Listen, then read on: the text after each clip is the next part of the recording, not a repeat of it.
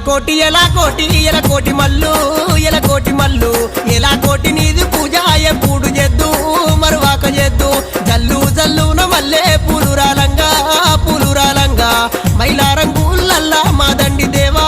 మమ్మేల రావా ఓంకార ఓంకార ఓంకార రూప శివకంఠ శివనీలకంఠ శ్రీశైలవాస